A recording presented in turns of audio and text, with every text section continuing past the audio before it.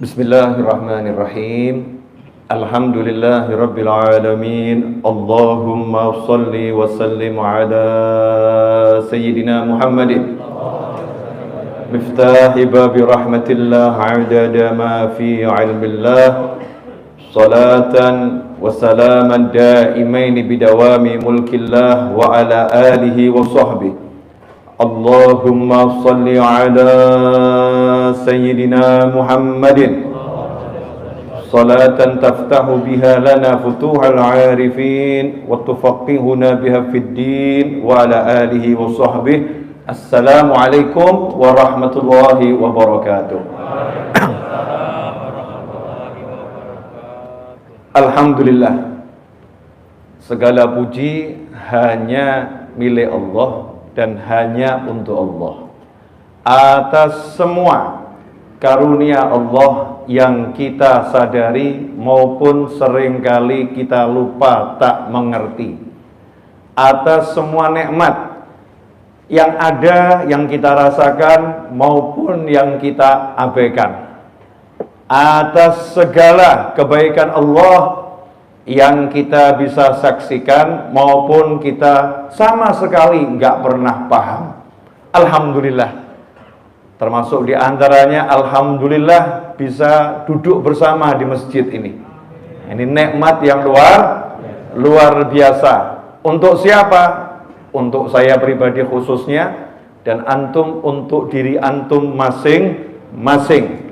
Karena dengan duduk di masjid itu dosa-dosa kita keluar dari masjid sudah dihapus oleh Allah Subhanahu wa ta'ala. Duduk di tempat zikir, duduk di tempat sholat, duduk di tempat qiraatul Quran, duduk di tempat amar ma'ruf nahi mungkar, duduk di tempat orang ahli sedekah. Tempat yang paling dicintai Allah di muka bumi adalah masajiduha, masjid-masjidnya. Kalau kita masuk suatu pemandian yang airnya jernih, sekedar kita berendam saja, kotoran kita akan hilang dengan sendirinya. Apalagi kalau kita gosok-gosok, kita pakai sabun, ya, bukan cuman hilang, menjadi bersih, menjadi harum, dan menjadi semakin segar. Itu pemandian yang biasa-biasa saja. Lantas bagaimana dengan tempat-tempat yang semacam ini? Tempat ini masjid, majelis, membersihkan dosa-dosa kita tanpa kita sadari. Tiba-tiba hati ini sudah dosanya terhapus. Mudah-mudahan kita bisa mensyukurinya. Alhamdulillah. Sholawat serta salam mari terus kita haturkan kepada baginda Muhammad sallallahu alaihi wasallam. Kalau kita itu bersyahadat asyhadu an la ilaha illallah wa asyhadu anna Muhammadar Rasulullah SAW, maka kita meyakini dengan sepenuh hati tanpa rasa ragu sedikit pun, percaya penuh 100%. Kalau angkanya 1 sampai 100%, semua yang disampaikan, yang ditetapkan oleh Nabi Muhammad SAW, yang dipraktekkan, yang dicontohkan oleh Nabi Muhammad SAW adalah yang the best, yang terbaik, yang terbenar, yang termulia, yang terhebat.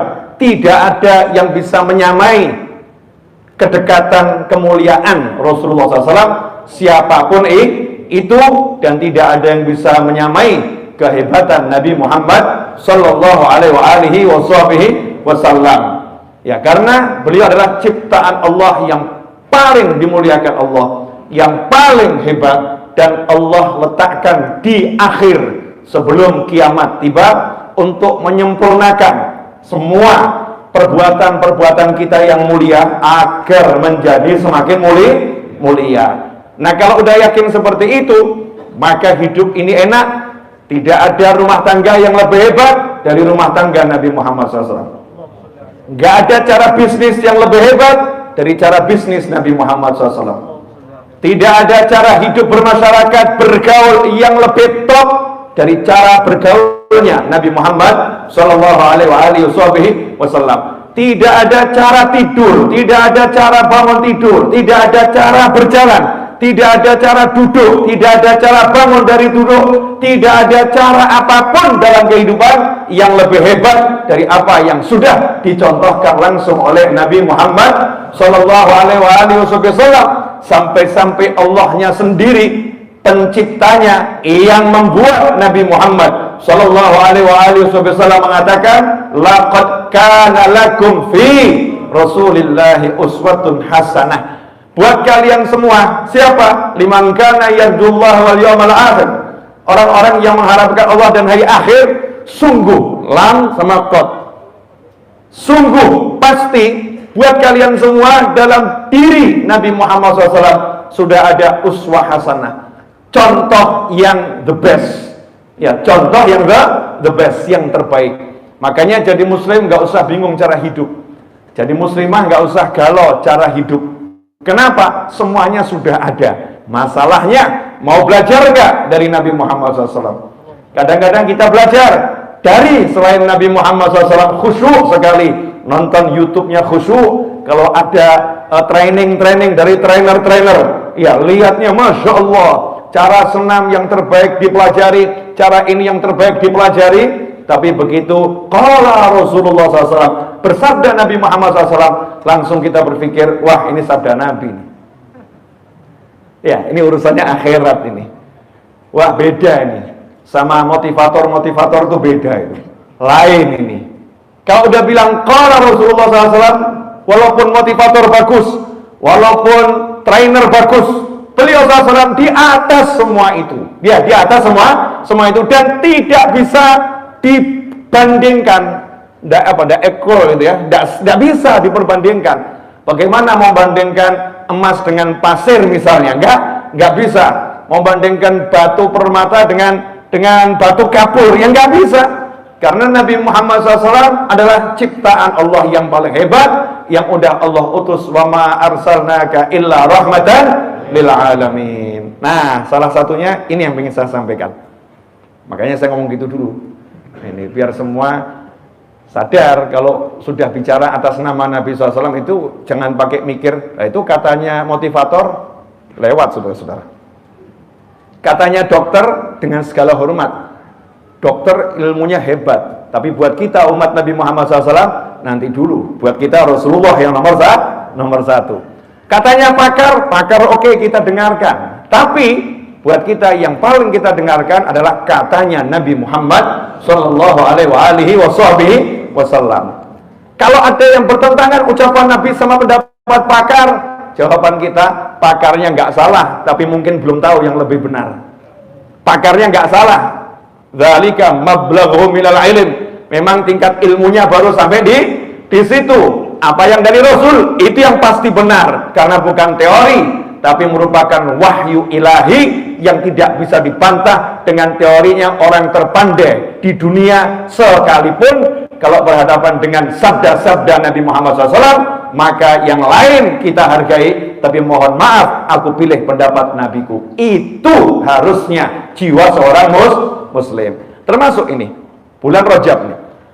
Bulan Rajab itu ulama mendesain sedemikian rupa, ya ulama mendesain sedemikian rupa agar kita banyak istighfar. Agar kita banyak istighfar. Tentunya desain ulama ini didukung oleh sabda-sabda Nabi Muhammad Sallallahu Alaihi Wasallam. Diajak umat berbondong-bondong istighfar. Makanya kita nggak dengar istighfar Rabiul Awal, enggak. Kita nggak dengar, ya istighfar Dzulhijjah, enggak. Kita nggak dengar istighfar Jumadil Akhir, enggak. Yang ada istighfar Rajab. Ya, istighfar Rajab. Kenapa Rajab kita disuruh banyak istighfar? Karena banyak riwayat yang mengajarkan agar Rajab itu digunakan untuk banyak istighfar menyambut datangnya bulan suci Ramadan. Nah, terus pentingnya istighfar ini apa? Ya, pentingnya istighfar ini apa? Insya Allah kita akan bahas, kurang lebih waktunya 30 menit. Insya Allah, saya udah bicara 10 menit, jadi kurang 20 menit. Gitu, enggak. Insya Allah masih ada 20 5 atau 30 menit, insya Allah. Pentingnya istighfar apa? Simak sabda Nabi Muhammad SAW. Waruya an Anas bin Malik radhiyallahu anhu qala Rasulullah sallallahu alaihi wasallam. Diriwayatkan dari sahabat yang bernama Anas bin Malik radhiyallahu anhu. Siapa Anas bin Malik?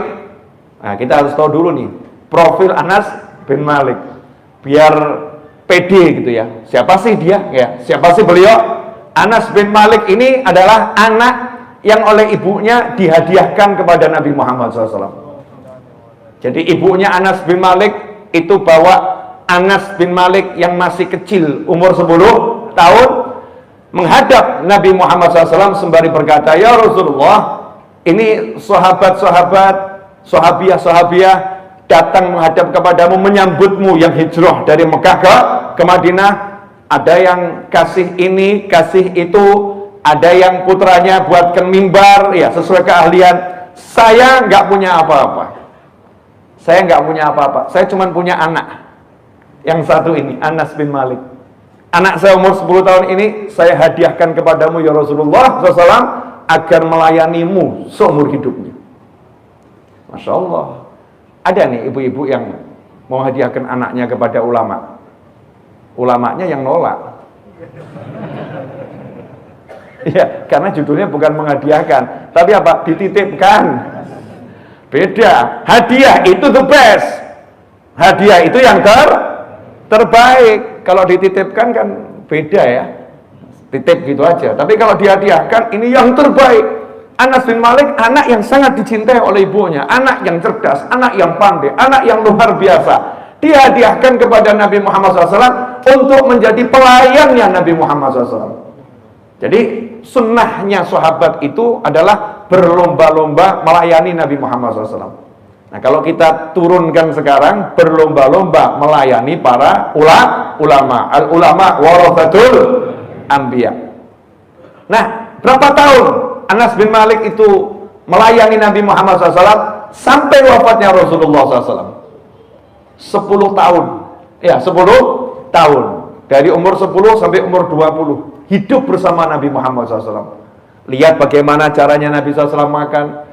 Lihat bagaimana Rasulullah bercengkrama dengan keluarganya.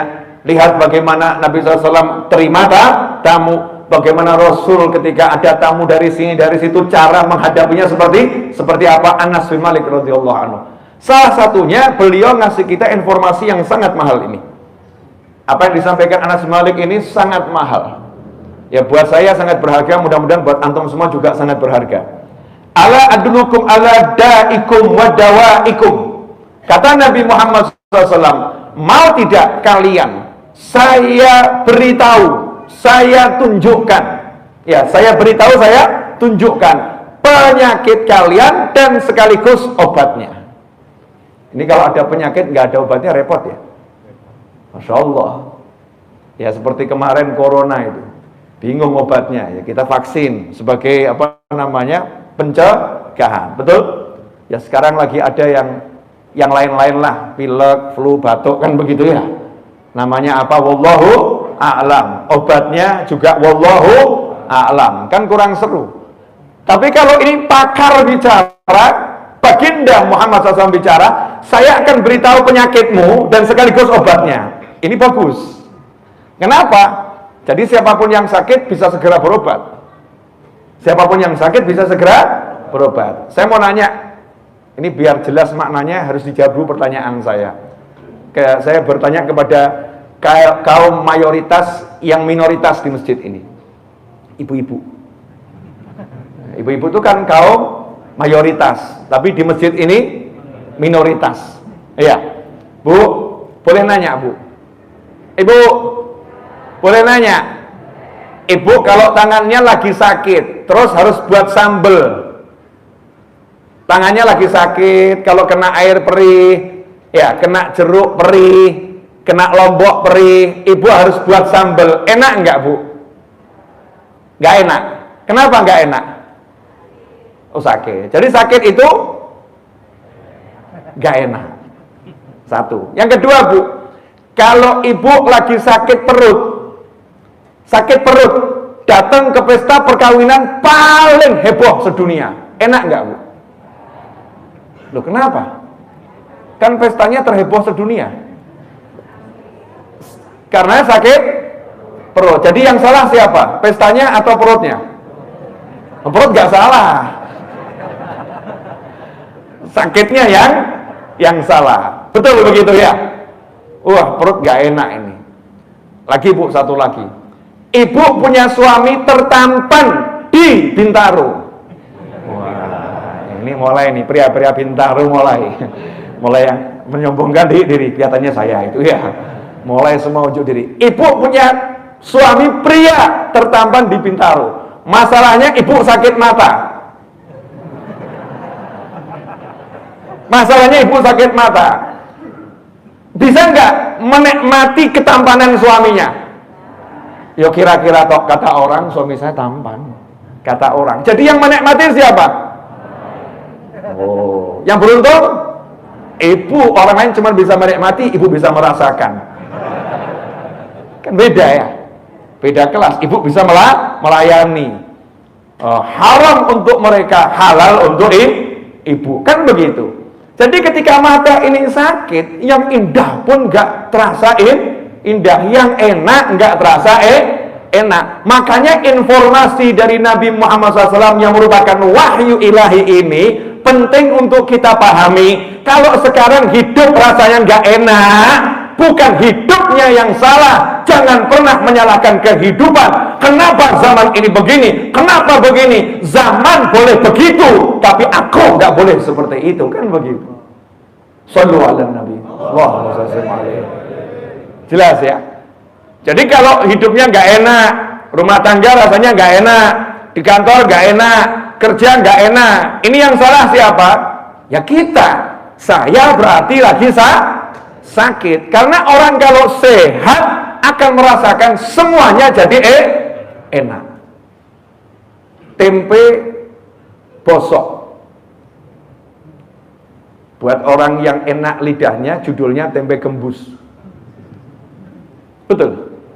Dikasih kecap sedikit, sambal sedikit, dibakar, sate kere. Loh, namanya betul itu. Julukannya sate tempe itu loh ya. Saya pernah mau beli sate kere apa gitu ya. Ternyata sate tempe itu. Sate tempe. Rasanya apa? Enak. Kenapa sehat? Buat orang yang sakit, sate yang paling empuk batibul bawah 3 bulan. Bukan lagi balibul, bawah 3 bulan. Batibul. Dia bilang, ini apa ini rasanya nih? Permen karet. Rasanya permen karet. Kok hambar ya? Yang lain enak. Wah, enak dari mana? Enggak enak. Ternyata lidah dia yang sakit. Nah, kalau kita melihat kehidupan ini enggak enak, berarti di diri kita ada yang sakit. Maka nanya kepada Nabi Muhammad SAW, jangan pergi ke dokter kandungan, ya, ke dokter jantung, ke dokter paru-paru, terus laporan, dok, mohon maaf dok, Anda kan dokter, iya. Bapak asli dokter kan? Iya, ini udah antri 3 jam ini. Begitu masuk, keluhannya apa? Kenapa ya kok istri saya rasanya saya lihat gak enak ya? Saya setiap lihat istri saya kok rasanya gak enak semua, ini kenapa ya dok ya? Ini dokter jantung ini. Oh gitu Pak ya? Apalagi keluhannya? Ya kalau di kantor juga rasanya gak enak semua ini. Oh begitu. Ya, udah saya udah tahu penyakitnya. Kasih resep, rujukan. Silakan ya, merujuk ke rumah sakit ini. Begitu dibaca, RSC. Loh, kok begini? Iya maaf, gangguannya bukan di fisik, tapi gangguannya di jiwamu. Ya, jiwamu perlu dibereskan. Salah dokter. Nah, kalau kita pelajari ilmunya Nabi Muhammad SAW, ini kalau beres, fisiknya juga ikut sehat. Fisiknya juga ikut sehat. Karena kalau Rasul sudah bilang penyakitmu itu obatnya ini, berarti kalau penyakitnya hilang maka jadi sehat. Kalau udah sehat, zahirnya sehat, jasmaninya sehat, rohaninya jauh lebih sehat. Makanya aneh itu kalau kita ketemu ulama-ulama yang ulama betul ya, bukan seperti saya ini kan cuma dilabeli ustadz, ulama, habib gara-gara saya ceramah, gara-gara saya pakai seperti ini ya, labelnya kan langsung Ustaz, kadang-kadang teman-teman agak lebih. Al-Arif Billah ngeri.com, saudara-saudara. Al-Arif Billah dari mana tuh dulu gitu ya. Kenal kamu aja saya enggak, kamu bilang kenal Allah nanti dulu. Yang sangat mengenal Allah engkau keduren makom. Ya ketiga makom, yang batalkan wudhu aja enggak paham Arif Billah. Yang batalkan sholat enggak paham Arif Billah. Ini kebablasan kadang-kadang kalau ngasih makom kan begitu ya. Matanya masih suka melihat perempuan cantik, Arif Billah itu. Arif Billah dari mana itu ya? Jangan lebih ya husnudzon boleh tapi jangan lebih. Kadang-kadang kita begitukan begitu juga. Enggak sadar diri kita ini ya. Nah, ikhwani rahimakumullah, kita lihat nih ulama-ulama besar. Saya ketemu Habib Salim bin Abdullah Asy-Syadzili almarhum rahimahullah. Fisiknya itu sakit. Beliau itu nyuntik sendiri insulin, disuntik sendiri, udah jadi dokter untuk dirinya sendiri. Tapi dakwah keliling dunia nggak pernah ngeluh aku sakit. Ceramah berjam-jam yang nggak pernah tampak sakit, ngomong terus nggak berhenti. Sehat fisiknya sehat. Kok bisa ya? Sementara kita baru pusing sedikit, izin kantor 5 hari nggak masuk. Pusing dikit. Iya, wajah dimurung-murungkan kepada istri, sakit gitu ya. Dan seterusnya. Ini sakit secara fisik katanya sakit, ternyata fisiknya nggak sakit. Penyakitnya bisa nurut. Aku lagi ngajar, dah, kamu istirahat dulu. Penyakitnya suruh istirahat dulu. Kamu istirahat dulu, saya mau ngajar dulu. Nanti kalau selesai tugasnya, udah kamu balik, boleh, silahkan kembali. Ya, tidak jadi masalah, karena kamu tidak mengganggu. Ini orang-orang soleh, wali-wali Allah, orang-orang yang betul-betul jiwanya itu sehat, maka fisiknya juga ikut sehat. Penyakit sih penyakit, tapi nggak ganggu kesehatan. Kok bisa ya? Penyakit tidak mengganggu kesehatan. Ini definisi dalam kedokteran ada enggak nih? Saya bukan dokter, nggak tahu. Jadi kalau ada teman-teman dokter menyimak ceramah saya ini, coba ya siapa tahu bisa ngasih informasi ke saya. Bisa itu Beb, orangnya penyakitnya macam-macam tapi fisiknya nggak terganggu, tetap sehat. Kok bisa begitu? Iya, karena rohnya kuat. Hidupnya bukan dengan fisik, hidup dengan roh. Nah, sejak kapan hidup itu dengan fisik? Nggak ada atau hidup dengan fisik. Hidup itu dengan roh. Nah, masalahnya roh kita ini hidup atau tidak? Rohnya kadang-kadang ditidurkan, rohnya dikasih obat bius, nafsunya yang dihidupkan. Nafsu itu hubungannya sama fisik, nafsu melihat, nafsu mendengar, nafsu ngomong, nafsu makan, nafsu tidur, itu semua nafsu. Kalau roh, ya roh urusannya dengan sholat, zikir, puasa, berbuat baik, senyum kepada orang lain, itu membuat roh jadi besar, roh jadi sehat. Sementara kita sekarang, roh kita buat lemes, nafsunya dibuat kuat, sehingga sakit sedikit, fisiknya itu sakitnya lebih. Contoh, sabar ya, ini kita bahas, insya Allah selesai kok. Sudah 23 menit. Ya, insya Allah selesai. Boleh saya kasih contoh? Pernah sakit gigi? Sakit nggak? Sakit nggak? Sakit. Banget atau nggak banget? Banget. Terus muncul kalimat apa? Lebih baik. Mulai muncul kalimat-kalimat yang lain. Lebih baik sakit hati daripada sakit gigi. Begitu sakit hati teriak-teriak, lorone kok kayak gini ya? Lebih baik sakit gigi deh gitu kan. Wah, plan ini, sebentar bilang sakit gigi, sebentar sakit hati. Gigi ini kalau sakit, ya kalau sakit itu membuat orang nggak bisa tidur dan lain sebagainya. Tapi saya ketemu dengan orang yang sakit gigi, ya sakit gigi, dia ceramah itu nggak sakit giginya. Berjam-jam dia ceramah nggak masalah. Selesai ceramah sakit gigi. Siapa itu? Ya saya sendiri. Jadi bukan dusta. Giginya sakit loro. Mana sakitnya? Ya loro gitu. Piye sing ngrasakno aku lah terus piye? Saya yang merasakan, kamu nggak ngerasakan. Habib kok bisa ceramah berjam-jam? Ya ampun. Karena ceramah ini taat, dan taat itu membuat roh jadi kuat. Lambung saya sakit. Nyetir saya mau ke pengajian. Waktu nyetir itu Masya Allah sakitnya luar biasa. Sampai di lokasi pengajian ya sakit. Jangan kamu kira nggak sakit. Megang sembuh. Ceramah berjam-jam ya. Sampai teman saya yang saya supir ngomong, Beb, gimana lambungnya? Aneh ya, kalau dibuat ceramah dia kok berhenti ya sakitnya ya. Buat ceramah dia berhenti. Selesai ceramah kambuh lagi. Selesai ceramah kambuh lagi, roh bisa membius rasa sakit. Itu baru saya yang punya kesenangan ceramah. Memang senang saya ceramah. Pengaruhnya seperti itu. Nah, orang-orang yang memang ahli zikir, ahli sedekah, ahli doa, ahli qiraatul Quran, ahli amal soleh, itu rohnya sehat. Nah, apa sekarang yang menyebabkan roh kita sakit? Nah, ini kita simak sabda Nabi Muhammad SAW. Ala adullukum ala da'ikum wa dawaikum. Mau tidak kalian? Sahabat dinanya, tentunya ya mau. Ini pertanyaan yang tidak membutuhkan jawaban. Itulah metode dakwah Nabi Muhammad sallallahu alaihi wasallam. Sebelum dilanjutkan nih, nanti lupa nih. Tadi saya kesini naik mobil itu dapat ilmu. Mau saya share. Ini di luar tema ya, boleh ya? Ya, intermezzo. Anggap aja numpang lewat iklan. Saya belum pakai seatbelt, belum pakai sabuk pengaman. Entah pengucapan Inggrisnya benar apa salah, tadi jangan dikritik ya. Saya orang Solo, bukan orang London. Nah, ini pakai sabuk pengaman. Belum saya pakai karena saya lagi nyiapkan kitab jalan mobil. Nah, mobil yang saya tumpangan ini bunyinya kan ada peringatan tuh ya. Tapi halus yang ini. Ding ding ding ding. Di situ saya dapat ilmu. Kenapa? Karena saya sering gonta-ganti mobil. Kenapa digonta-ganti? Butuh duit jual. Nah, ya. Ada duit belilah lagi, gitu aja kok repot. Akhirnya seperti orang kaya, dikit-dikit ganti mobil. Gitu cara kita mengelabui saudara-saudara. Ngono, kamu kok ganti-ganti mobil? Oh iyalah, yang kemarin bosen, padahal lagi butuh duit. Jangan terang-terangan, ini rahasia sebetulnya. Nah, mobil-mobil saya yang kemarin-kemarin itu lain. Di telinga annoying, iya. Annoying itu artinya apa itu? Mengganggu. Yang ini kok ding ding. Saya bilang, wah, makasih ya. Kamu kok santun banget. Santun banget. Makasih. Iya. Saya belum pakai sabuk.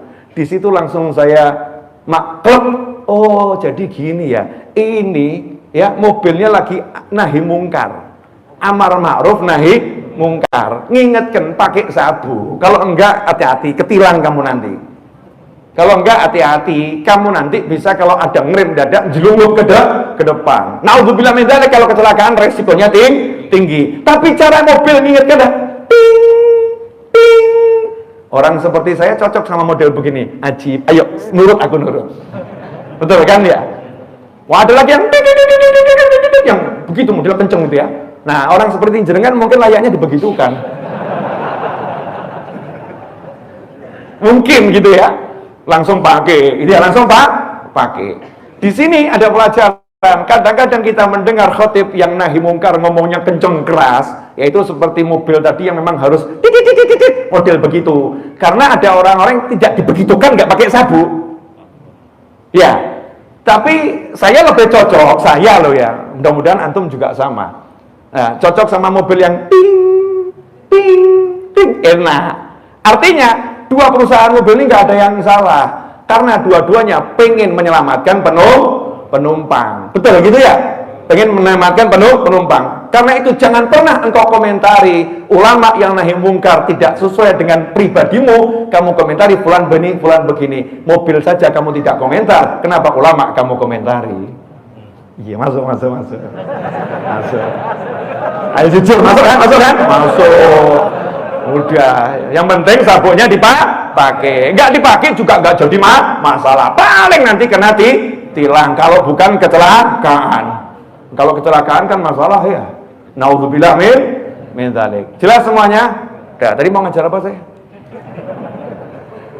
Ala adulukum ala da'ikum wa dawaikum. Mau tidak kalian saya tunjukkan mana penyakit kalian dan apa obatnya? Sahabat ya diam, tapi yang jawab dalam hati mau, kan begitu ya, mau. Seperti kita mau enggak ditraktir gitu kan, nggak usah nanya, dia traktir aja gitu ya. Siapa sih yang nggak mau? Mau nggak kamu dikasih uang 200 triliun? Mau lah, kan begitu. Nah, ini sahabat, ini cara Rasul memberi apa ya, menyemangati gitu loh. Mau tidak saya kasih tahu penyakit dan obatnya? Mau ya Rasulullah. Maka Nabi menjawab sallallahu alaihi wasallam, ala inna da'akum az-dzunub wa dawa'akum al-istighfar. Ketahuilah sesungguhnya penyakit kalian adalah dosa-dosa dan obatnya adalah istighfar. Penyakit kalian adalah dosa-dosa dan obatnya adalah istighfar. Penyakit kalian adalah dosa-dosa dan obatnya adalah istighfar. Pertanyaan, ini siapa di sini yang nggak berbuat dosa? Tadi pagi, siang, sore, kemarin, lusa, yang lampau, insya Allah ya, menurut ilmu yang saya pelajari, saya ngaku banyak dosa. Kalau Anda, saya nggak berani nuduh, tapi berdasarkan pengalaman ya kurang lebih sama.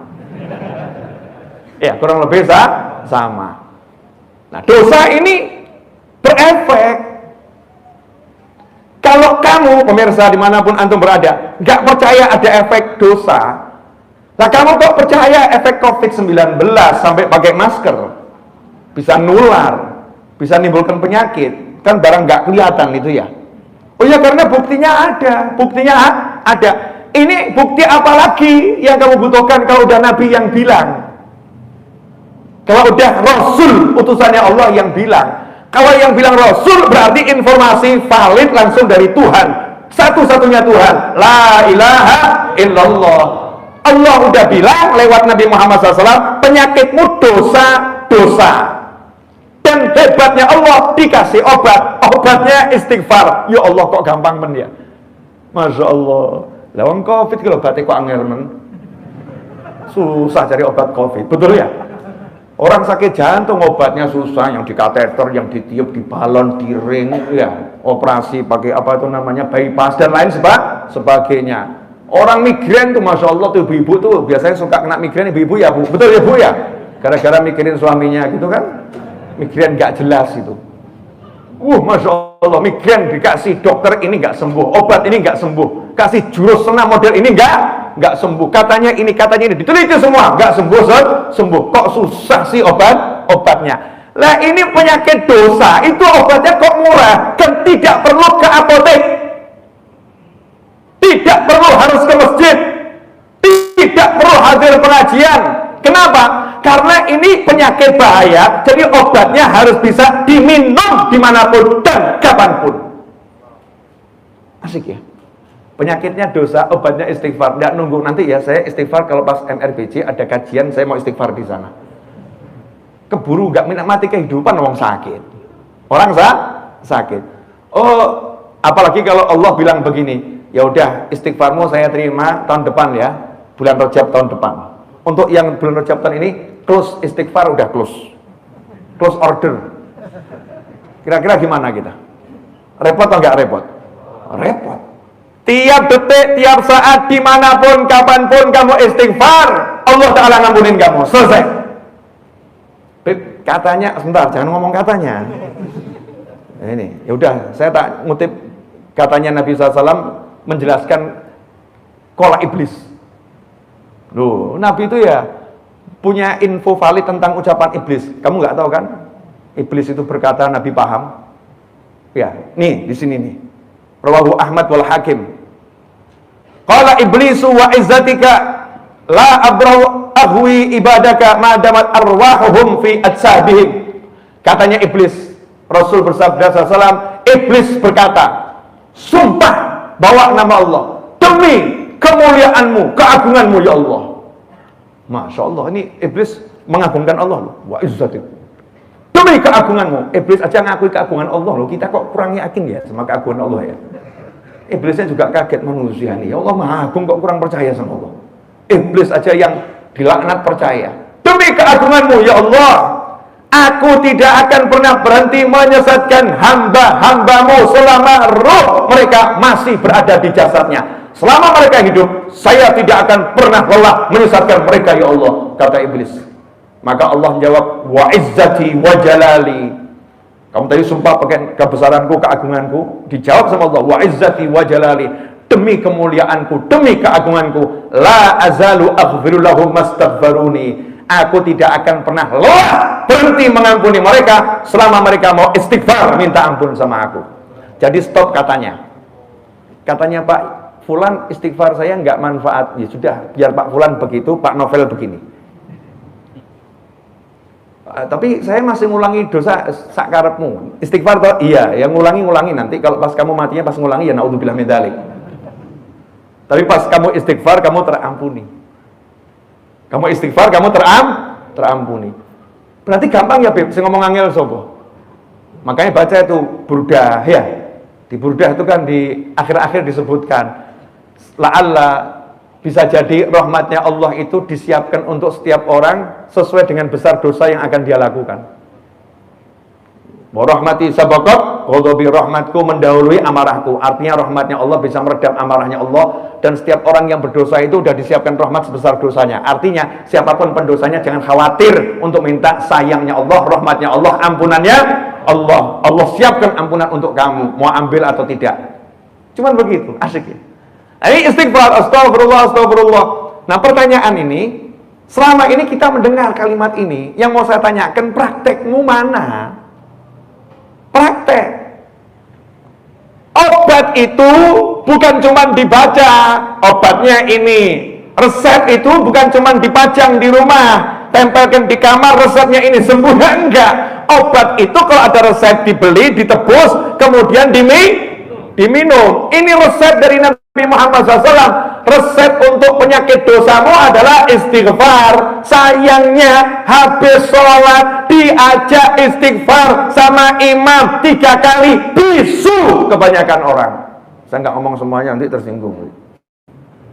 Imamnya astagfirullah alladzi la ilaha illa huwal hayyul qayyum wa atubu ilaih, astagfirullah alladzi la ilaha illa huwal hayyul qayyum wa atubu ilaih, astagfirullah alladzi la ilaha illa huwal hayyul qayyum wa atubu ilaih. Imamnya ngomong begitu, makmumnya mantuk-mantuk. Bahkan ada yang update status, scroll WA-nya, jawab, hebat bener nih, nggak butuh ampunan dia, nggak butuh sembuh kita ini. Kita nggak butuh sembuh. Praktekkan. Kalau setiap habis sholat 3 kali, itu udah luar biasa. Meskipun kita jauh dari standar yang biasa. Seharusnya biasa tiap duduk bangun baca istighfar. Sekali duduk istighfarnya itu kalau Nabi 70 kali. Lah kalau kita harusnya ribuan kali ya. Nabi aja SAW 70 kali sekali duduk. Lah kalau kita, Rasulullah sayang sama kita, kasih sama-sama 70, geblak semua, nggak kuat ini ya. Sama Rasul kasih 1, ya udah, kamu baca itu kafaratul majelis. Setiap duduk mau bangun baca subhanakallahumma bihamdika asyhadu an la ilaha illa anta astaghfiruka wa atubu ilaik. Nah kalau nggak sanggup ya udahlah istighfar astagfirullah, udah selesai gitu. Bangun baca istighfar 1 kali saja, habis sholat 3 kali. Sederhana. Pagi kalau kamu sampai diiming-iming ya, mau rezekimu lancar, digerocokkan rezekimu sampai tumpah-tumpah, luber-luber, tetanggamu semua dapat. Sebelum sholat subuh, sholat sunnah fajar 2 rakaat. Setelah sholat sunnah fajar 2 rakaat baca subhanallah wa bihamdi subhanallahil azim astaghfirullah 100 kali. Pagi-pagi udah istighfarnya 100 kali, tasbih tahmid 100 kali. Tuh kalau malam mau tidur baca Rabbighfirli warhamni wa tub alayya sebanyak 70 kali. Praktek. Ini waktunya praktek, zaman praktek. Teori pelajari, praktek jalankan. Yang terjadi kebanyakan dengar teori, nggak pernah mau praktek. Saya punya teman SMA saya. Kaget saya, 2005 ditelepon teman saya, Habib, saya mimpi bertemu Nabi Muhammad SAW. Sampai saya disuruh lihat wajahnya Nabi SAW oleh Rasulullah SAW. Saya nanya, amalanmu apa? Lah Habib yang ngajarkan. Kapan? Waktu SMA. Yang mana? Suruh sholawat tiap hari. Terus, ya sejak itu sampai sekarang saya nggak berhenti sholawat. Banyak atau dikit? Ya banyak, puluhan ribu. Oh ya pantes. Nah, sementara kita dengar pengajian begini udah ribuan kali. Praktek enggak. Teman saya nggak kebanyakan tanya dalil, nggak kebanyakan teori, langsung praktek. Langsung praktek. Nah orang-orang dulu tuh yang didengar dipraktekkan, yang didengar dipraktekkan. Nah sementara kita yang didengar jadi hiasan telinga. Mohon maaf, ya bagus, hiasannya bagus ya bagus. Tapi kan manfaatnya kurang gitu loh. Kalau nggak kita praktek. praktekkan. Nah, ulama kemudian menjadikan momen bulan Rajab ini bulan praktek istighfar, karena udah setahun diajak istighfar, nggak ada yang mau praktek. Makanya di masjid-masjid diajak langsung istighfar habis isya sebanyak 70 kali. Ada sebagian masjid habis subuh istighfar 70 kali. Diajak umat bergerak semua istighfar. Ikhwani rahimakumullah, akhiran. Dalam Al-Quran dikatakan, wa ma kana Allah, dan Allah sekali-kali tidak akan yu'adzibahum wa anta fihim. Allah sekali-kali tidak akan menyiksa kamu wahai Nabi Muhammad SAW. Tidak akan menyiksa orang-orang kafir Mekah wahai Nabi SAW. Wa anta fihim, sementara kamu ada di tengah-tengah mereka. Sekali-kali Allah tidak akan menyiksa orang-orang kafir Mekah yang menyiksamu, yang menyakitimu, yang menghinamu, yang mencacimu, dan seterusnya yang gak enak tadi. Wa anta fihim, sementara kamu wahai Rasul ada di tengah-tengah mereka. Makanya selama Nabi belum hijrah, itu orang Mekah yang kafir yang musuhi Nabi tidak pernah diturunkan azab kepada mereka. Padahal musuhi Nabi, nyaci maki, menghina Nabi dan sebagainya. Kadang-kadang kita sekarang jadi ustadznya agak sok juga ya. Kualat loh kamu sama saya. Kamu caci saya, hina saya, oh balak loh nanti buat kamu. Nabi Muhammad SAW dicaci, dimaki, dihina, ya. Allah mengatakan selama kamu ada di Mekah, tidaklah Allah sekali-kali akan menyiksa mereka. Tidak akan. Begitu nabinya hijrah pindah ke Madinah, terbuka peluang warga Mekah yang benci Nabi, yang kafir benci Nabi akan diturunkan azab. Terbuka peluang. Allah turunkan lanjutan ayatnya. Wa ma kana Allah mu'adzibahum wa hum yastaghfirun. Sekali-kali Allah tidak akan menyiksa mereka kafir Mekah yang mencaci, memusuhi, membenci, menyakiti Nabi Muhammad SAW dan sahabatnya. Wa hum yastaghfirun, sementara sahabat-sahabat yang beriman yang ada di Mekah masih minta ampun sama Allah Ta'ala, masih istighfar. Wah, ini luar biasa ya.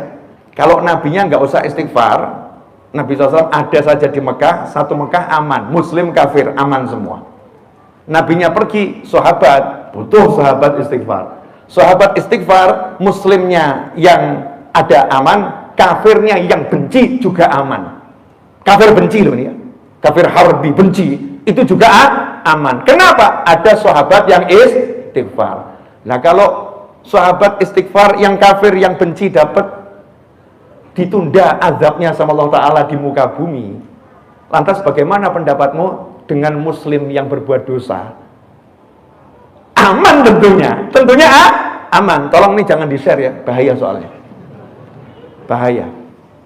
Ini Al-Quran ini Al-Quran dan tafsir. Mau muka Ibnu Katsir, mau Qurtubi, mau Tobari, ya tafsirnya ya ini. Makanya kita diajarin untuk menjadikan Indonesia ini aman, mulai dari rumah kita aman dulu. Kalau rumah kita aman, kita ahli istighfar di rumah kita. Kalau istri kita berbuat dosa, insya Allah gak akan turun azab kalau suaminya ahli istighfar. Kalau anak kita berbuat dosa, insya Allah gak akan turun azab kalau bapak ibunya ahli istighfar. Kalau bapak ibunya gak beres, anaknya ahli istighfar, insya Allah gak akan turun azab karena anaknya ahli istighfar. Wa hum yastaghfirun. Bukan istighfarnya itu untuk dirinya manfaatnya, sampai yang di sekitarnya dapat manfaat. Berarti istighfar ini solusi atau bukan solusi?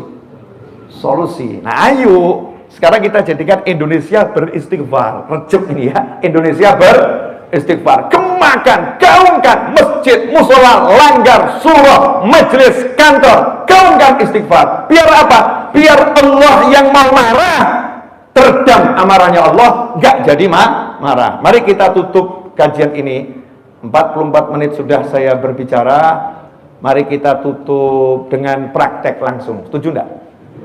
Ya, kita praktek baca Rabbighfirli warhamni watub alayya sebanyak 70 kali bersama-sama ya. Setelah itu selesai kajiannya, insya Allah bisa dipraktekkan tiap hari Rajab maupun selain bulan Rajab. Siap semuanya untuk praktek? Siap ngajari orang yang banyak hutang untuk istighfar? Siap ngajari orang yang pikirannya ruwet untuk istighfar? Ya, praktekkan istighfar, maka selesai semua urusannya dengan izin Allah Subhanahu wa Ta'ala. Mari bersama-sama, insyaallah barokah manfaat dunia akhirat. Amin Allahumma amin.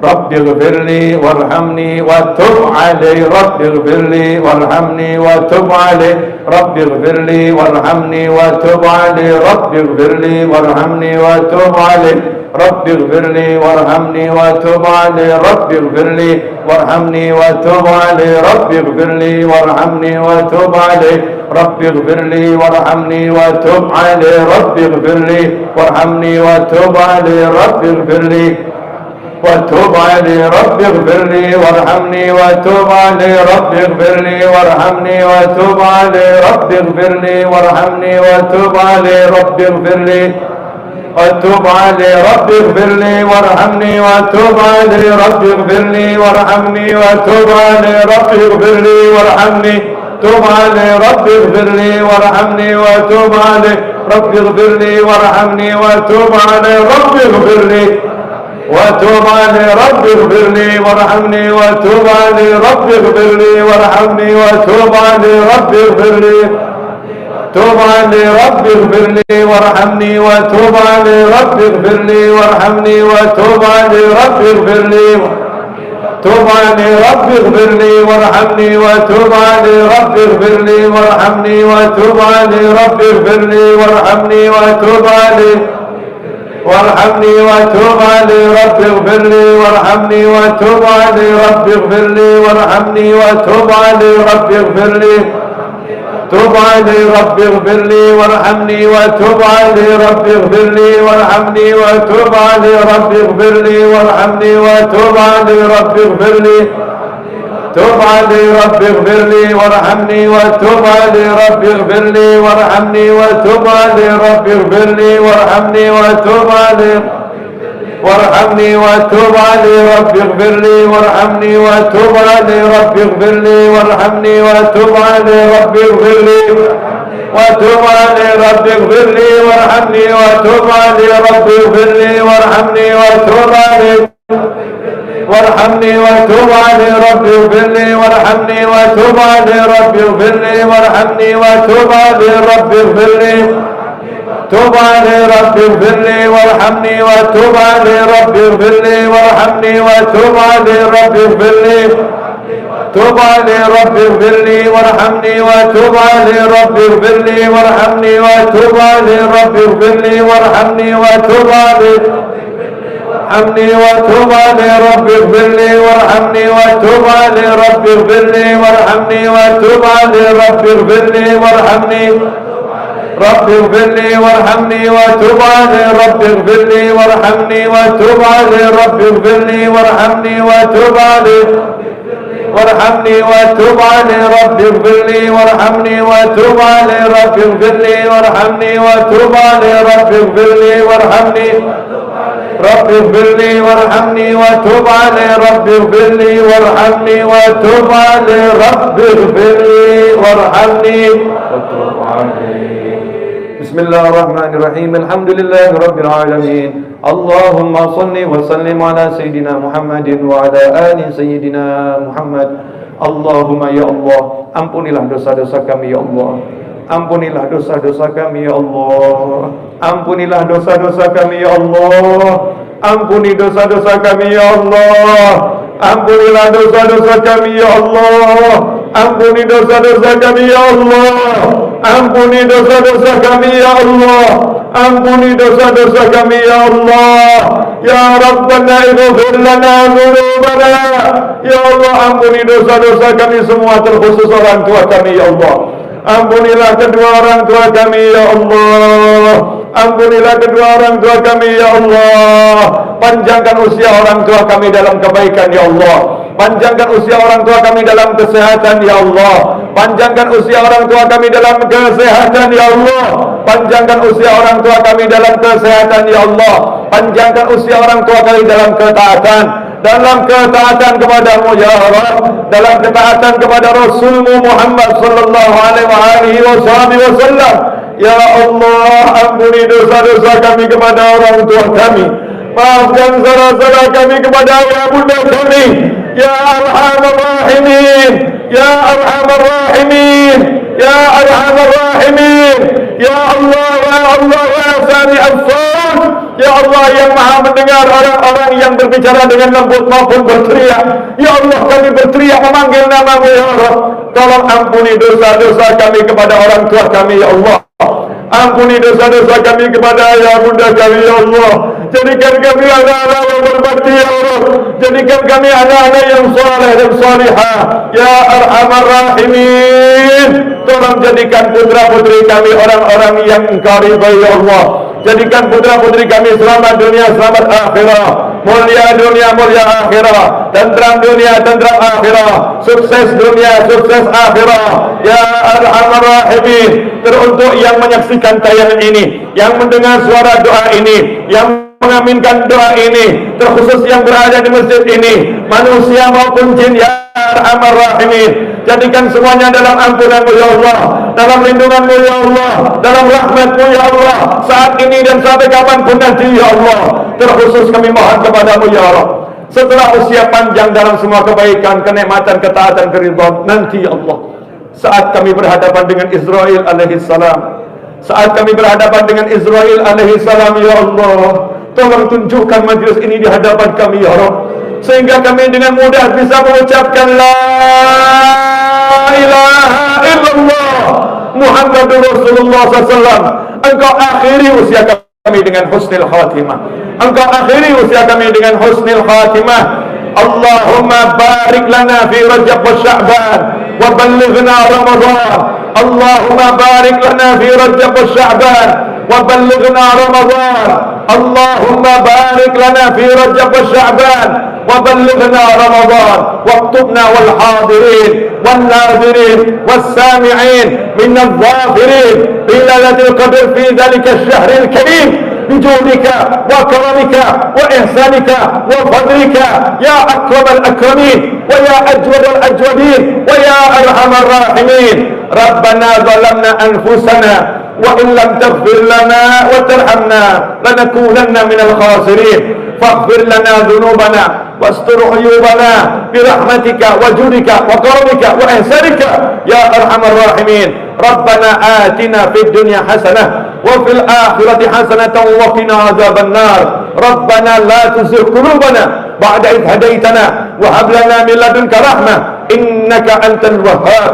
وصلى الله على سيدنا ومولانا محمد وآله وصحبه وسلم. والحمد لله رب العالمين على هذه النية وعلى كل نية صالحة جامعة نافعة وعلى من وسيدي وحبيبي علي وإلى حضرة النبي صلى الله عليه وسلم. الفاتحة.